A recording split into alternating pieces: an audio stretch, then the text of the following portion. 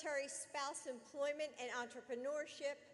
Make sure that you can get quality childcare when you need it, and provide the education that your children deserve.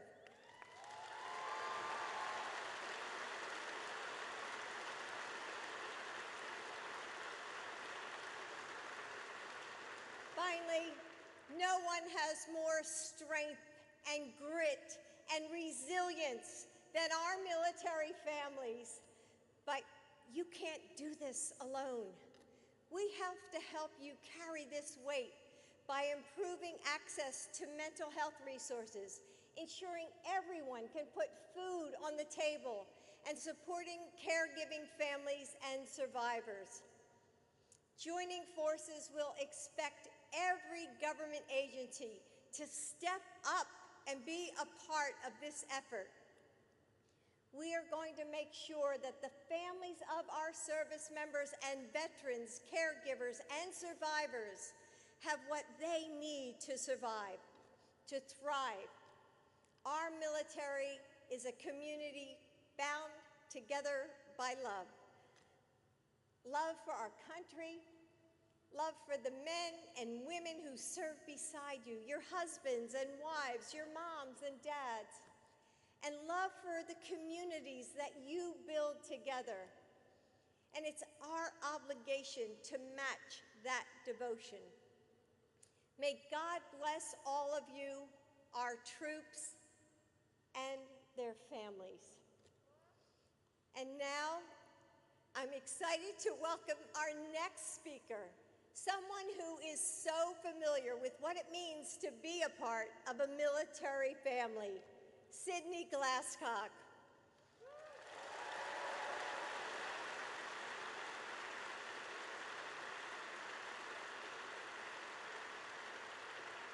Sydney, I know growing up as the child of 2 service members comes with challenges, but it's also helped you to become the person you are today, someone with a broad and beautiful perspective of the world who is able to weather change and uncertainty.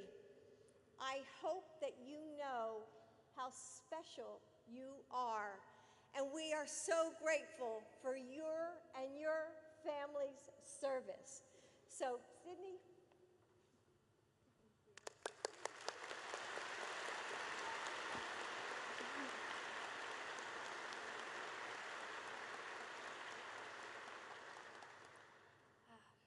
Thank you, Dr. Biden, for the introduction, all the support you've shown for our military families, and your amazing words tonight. Let's give her another round of applause.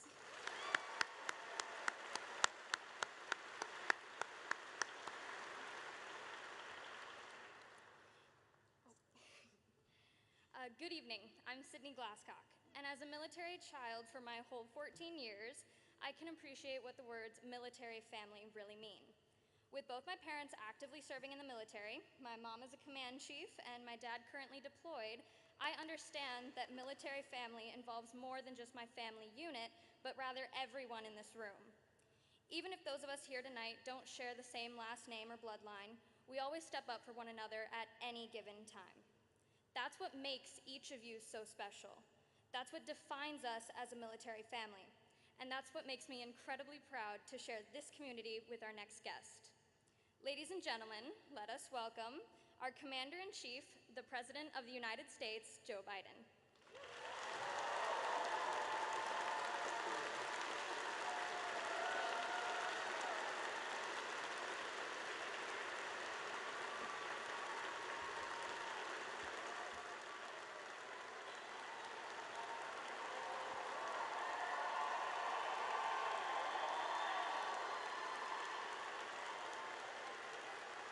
Hello, Mildenhall. Colonel, thank you for that introduction and your service leading this team in such a difficult time. Because we know that there's a whole family who serves. I also want to thank Melissa.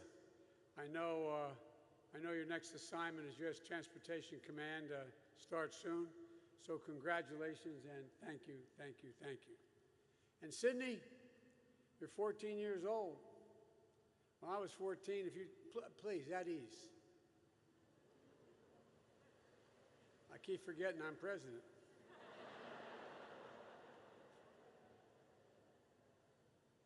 When I was 14 years old, I would have been, I mean this sincerely, scared to death to stand up in front of a microphone to a large crowd or a small crowd. See, when I was a child, I used to stutter badly, for real. I had great difficulty speaking in front of other people. And so I expect that when you're president, you'll remember me. You'll remember me. You're really quite a polished young woman. Thank you. You know, it's got to be hard to have your dad deployed in Afghanistan, and I also know how proud you are of him, and your mom, Chief Master Sergeant, for being part of the leadership team here. Our son, Bo, served as a U.S. attorney for a while in Kosovo for a while. As a matter of fact, they erected a war monument to him. And then he went on, he joined the National Guard, gave up his job as Attorney General of the state of Delaware so he could go with his unit to Iraq for a year. And when he got promoted to Major, I said, Bo, you're now a field grade officer. I was in and out of Iraq and Afghanistan about 28 times. And I said, you're now a field grade officer. He said, Dad, I have no illusions. I know who runs the military, Chief Master Sergeants. So I just want you to know we know, okay?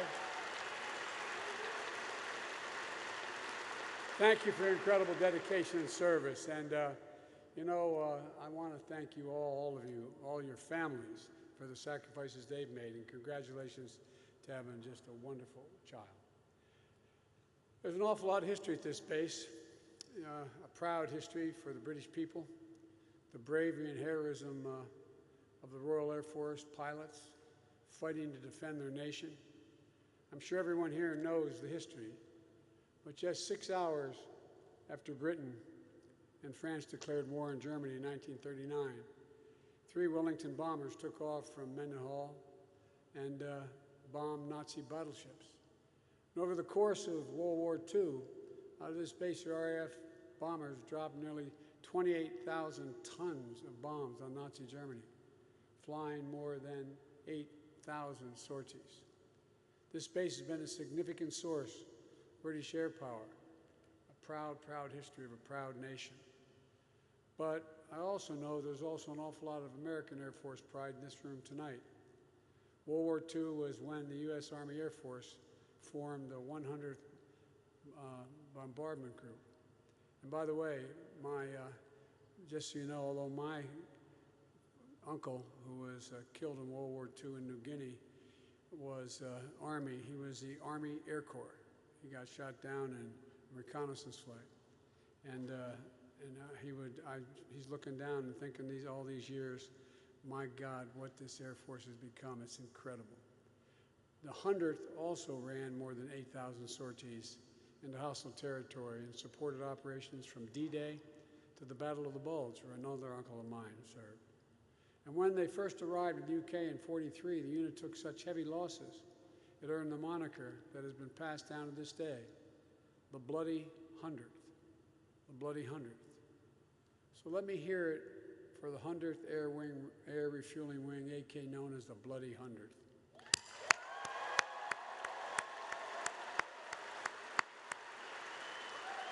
And what about 352nd Special Operations Wing? There's Team Reconnaissance. Members of the Air Mobility Command. Do we have any folks here from the 48th Fighter Wing over RAF? By the way, like that. I think maybe the 501st Combat Support Wing from RAF Alconbury. And this may be a historic first for an Air Force base, but I hear there just might be a few members of the United States Army here tonight with us. Come on, man. To all you airmen and soldiers, I want to say thank you. We owe you. We're so damn proud of you. So proud. And I only wish my major was here to thank you as well. Thank you for everything you do, for everything that you are. There's nothing that Jill and I enjoy more than spending time with our troops and their families wherever we go in the world.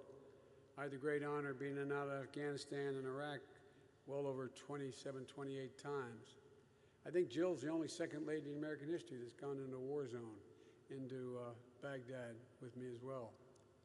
You're the best of our country. That's not hyperbole.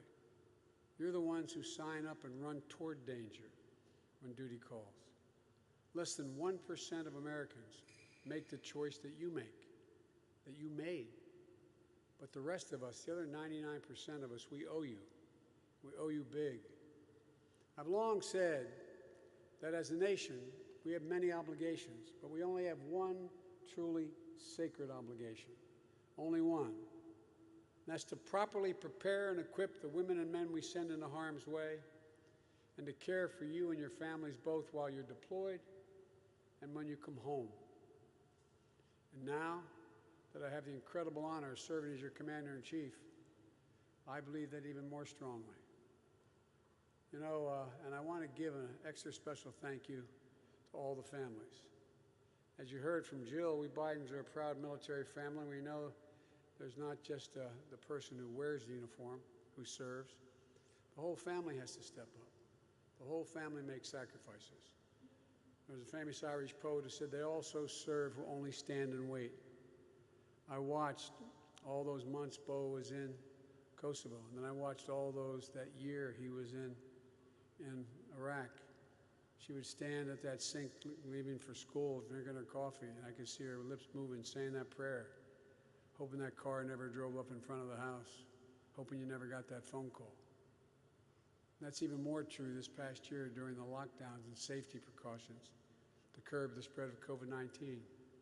Everyone in this room knows that our military families are essential to our strength. It's the key reason Jill relaunched Joining Forces, to make sure we're doing everything we can to support our military spouses and children and their mothers and fathers as well, just like they support all of you. You know, you not only did an amazing job keeping COVID-19 under control on the base, you took care of each other and your mental health throughout the initiatives like your spouse-to-spouse connection and your wellness advocacy team.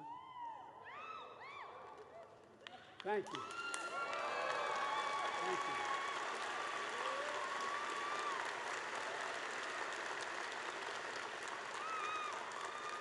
As you all know, this is a team sport. And my mother would kill me if she were here. She said, "Joey, I should have turned around and apologized for my back to you. I apologize. But I haven't figured out how to turn a 360 yet." But folks, thousands of hours spent volunteering to make sure everyone got through this. It was so important. I know that these last 15 months added a lot of new pressure, but all of you rose to the task together as one team, Team Mildenhall.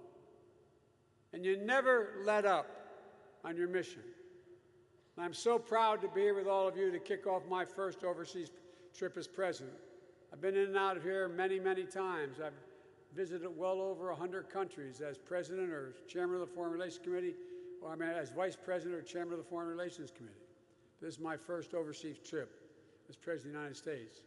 I'm heading to the G7, then to the NATO ministerial, and then to meet with Mr. Putin to let him know what I want him to know.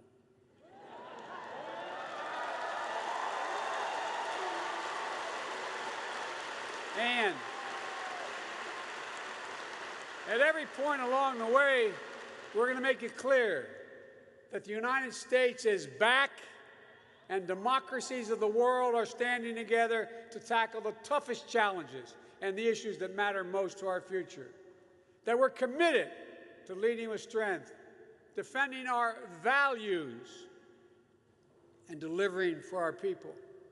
America is better positioned to advance our national security and our economic prosperity when we bring together like-minded nations to stand with us. These nations that have shed blood alongside of us, in defense of our shared values. Our unrivaled network of alliances and partnerships that are the key to American advantage in the world and have been. They've made the world safer for all of us. And they are how we are going to meet the challenges of today, which are changing rapidly. We're going to meet it, though, from a position of strength. Our alliances weren't built by coercion or maintained by threats.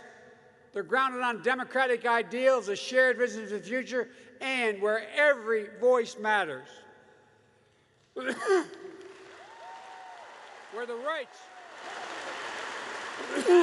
rights of all people are protected. It's the same reason so many of you signed up to serve, to proudly defend and honor the democratic values that are the wellspring of our national strength. If our British friends will excuse me quoting the Declaration of Independence,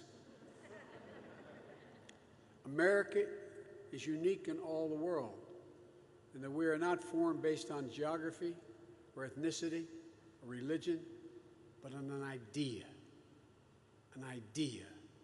The only nation in the world founded on the notion of an idea.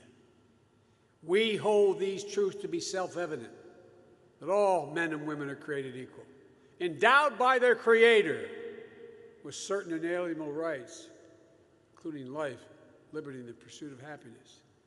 We mean it. No nation can defeat us as long as we stick to our values.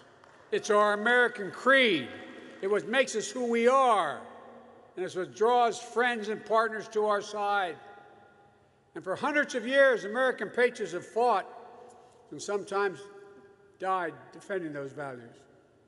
Folks, look, I'm often quoted by the press as saying, America leads not by the example of its power, but by the power of our example.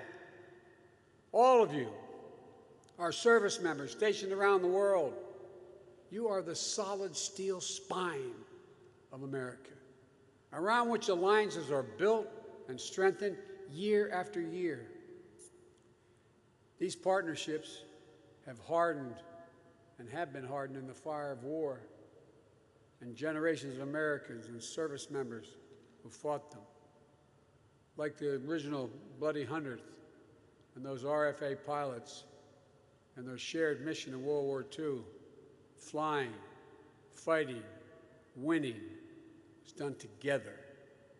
These bonds of history and shared sacrifice run deep and are strong, based on values, and they endure. The connections and camaraderie between our troops, this community of American citizens stationed in the UK, U.S. visiting forces and families, 20,000 strong, are not only warriors, you're diplomats and you're bridge builders. You are the essential part of what makes up this special relationship between Great Britain and the United States.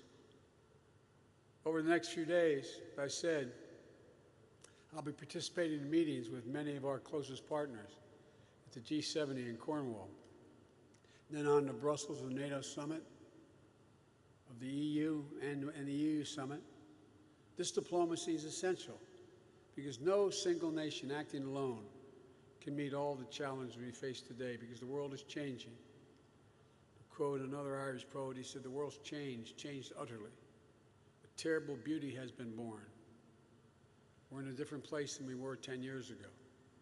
Better position, but a different place. We have to build the shared future we seek. Future where nations are free from coercion or dominance by more powerful states, where the global commons, the seas, the air, the space, remain open and accessible for the benefit of all. To tackle this century's most pressing challenges, we have to do it together. We have to end COVID-19 not just at home, which we're doing, but everywhere. There's no wall high enough to keep us safe from this pandemic or the next biological threat we face, and there will be others. That requires coordinated, multilateral action. We must all commit to an ambitious climate action if we're going to prevent the worst impacts of climate change, limiting global warming to no more than 1.5 degrees Celsius, lead the global transition to clean energy technology. You know, when I went over in the tank in the Pentagon, when I first was elected vice president with President Obama, the military sat us down to let us know what the greatest threats facing America were, the greatest physical threats. This is not a joke. You know what the Joint Chiefs told us the greatest threat facing America was? Global warming. Because there'll be significant population movements, fights over land, millions of people leaving places because they're literally sinking below the sea in Indonesia because of the fights over what is arable land anymore. With the G7, we plan to launch an ambitious effort to support resilience and development around the world by investing in high quality, high standard, physical, digital, and health infrastructures. We have to make sure that new technologies and norms of conduct in cyberspace are established, including addressing the growing threat of ransomware attacks. They're governed by our democratic values, not by the autocrats who are letting it happen. These are all critical national security issues in 2021. We're going to be driving this agenda together with our G7 partners. In Brussels, I will make it clear to the United States' commitment to our NATO alliance in Article 5 is rock solid. It's a sacred obligation we have under Article 5. The U.S. and the U.K. are both founding members of NATO, the strongest military and political alliance in the history of the world, and that's not hyperbole. Our troops have stood shoulder to shoulder around the world, including serving bravely in the mountains of Afghanistan for the past 20 years. Our NATO allies have had our backs when it mattered, just like we've had theirs when it's mattered. And now we need to modernize our alliance, investing in our critical infrastructure, our cyber capabilities, and to keep us secure against every threat we faced over the last decade and the new challenges we're about to face as well. With the European Union leaders, I'll discuss how the United States can work with Europe to address a full range of issues that require the full strength of our transatlantic partnership, including working together to shape the new rules for the 21st century economies. And only after these meetings with our closest democratic partners to develop a common agenda and renewed purpose, I'll travel to Geneva to sit down with the man I've spent time with before, President Vladimir Putin. We're not seeking conflict with Russia. We want a stable, predictable relationship.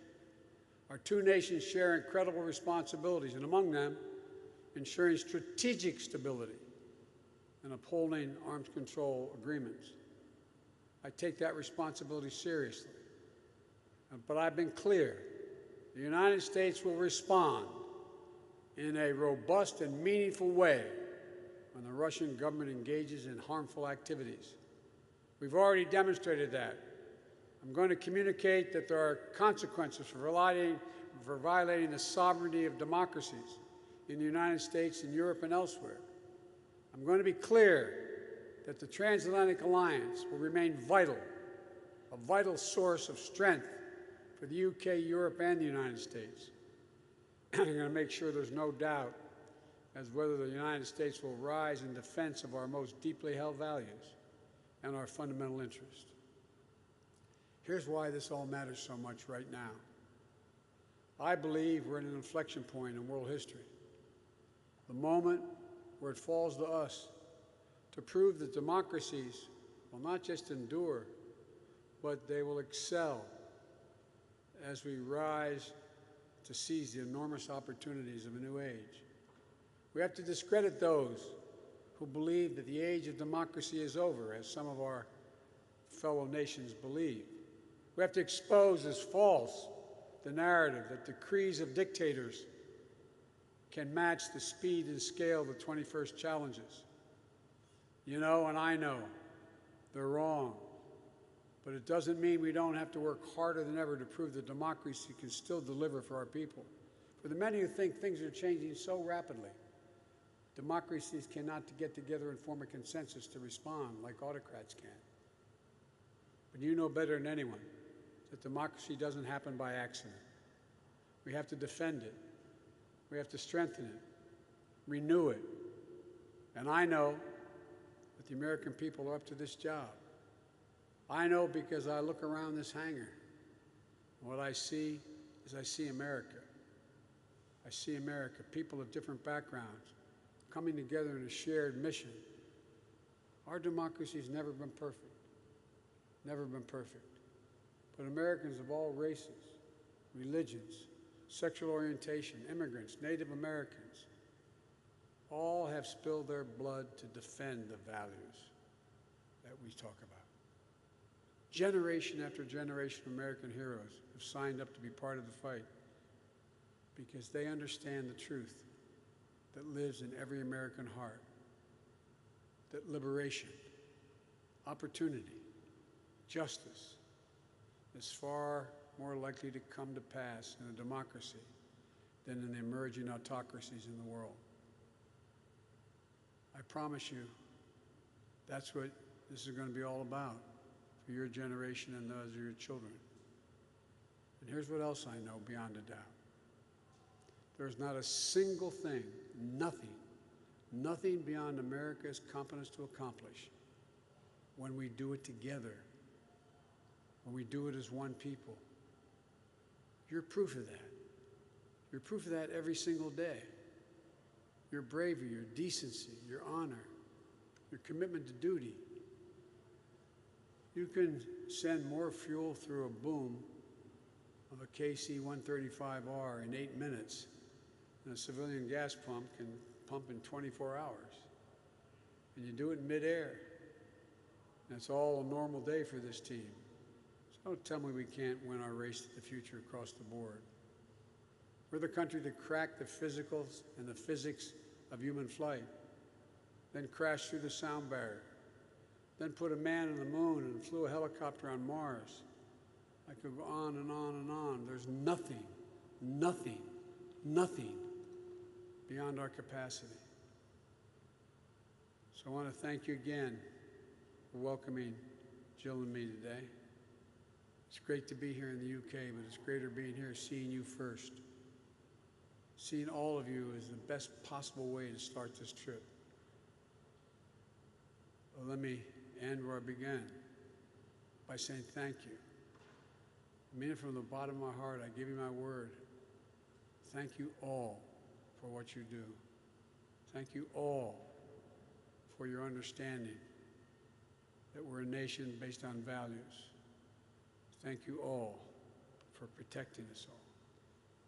May God bless you all, and may God protect our troops. Thank you, and God bless.